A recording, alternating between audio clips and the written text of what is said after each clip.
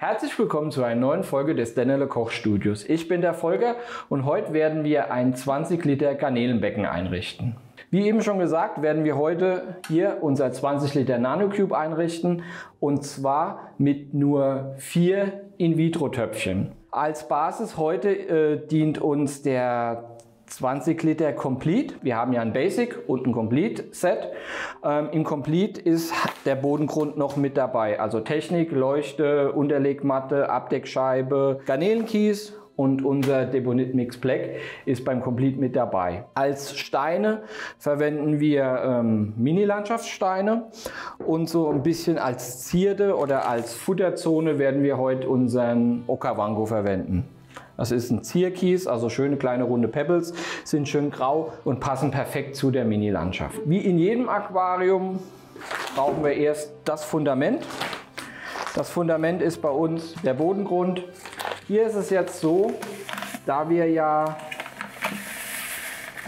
so eine kleine Futterzone hier im vorderen Bereich machen und da keine Pflanzen hinkommen, brauchen wir da auch keinen Bodengrund oder beziehungsweise brauchen wir keinen Nährboden, weil wo keine Pflanze, da auch kein Nährboden benötigt. Als nächstes kommt der Garnelenkies.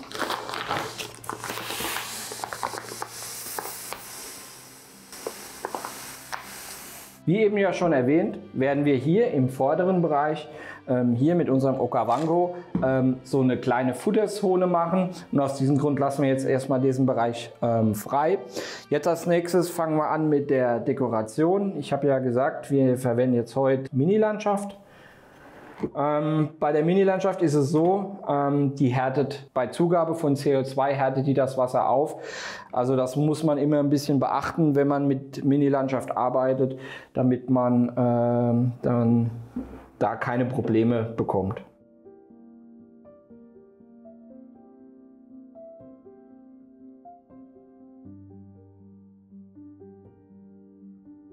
Also falls ihr euch wundert, dass die Steine jetzt schon nass sind, die habe ich natürlich, die kommen nicht nass, sondern die habe ich schon mal ein bisschen vorgespült, damit, weil da ist immer so ein bisschen feiner Abrieb an den Steinen, damit der dann später nicht das Wasser unnötig trüb macht, habe ich das einfach schon mal vorab gespült, einfach Wasser in die Flasche geschüttelt und abgeschüttet und schon sind die Steine perfekt zum Verwenden.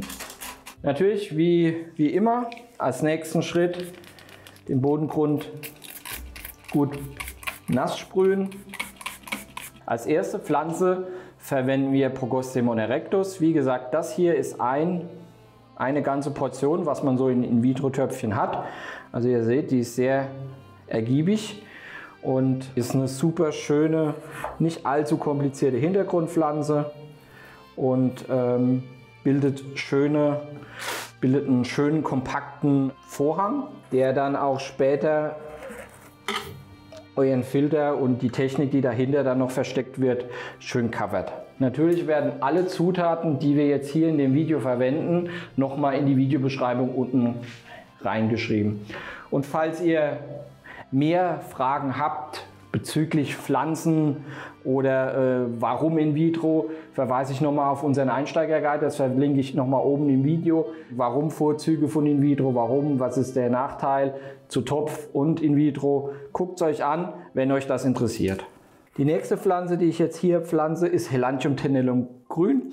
Das ist eine schöne, gutwüchsige Mittelgrundpflanze, die ihr allerdings ein bisschen in Zaum halten müsst, weil die bildet solche Ausläufer und die Ausläufer muss man immer abschneiden und rausziehen. Da kommt ein Stängel, da kommt die Pflanze raus, ihr schneidet einfach ab, zieht die Pflanze, die vorne rauskommt, wieder weg, weil ansonsten würde sie euch das ganze Aquarium zuwachsen. Aber dafür wächst sie schnell und geht schön in die Konkurrenz mit den Algen und bringt schön euer System in die Balance. Als nächste Pflanze nehmen wir die Elocharis pusilla.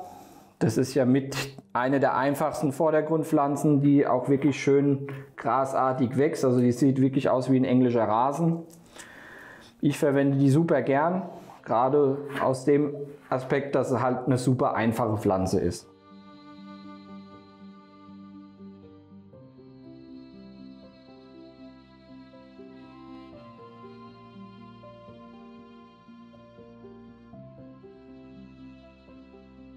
Als letzte Pflanze verwenden wir Moos.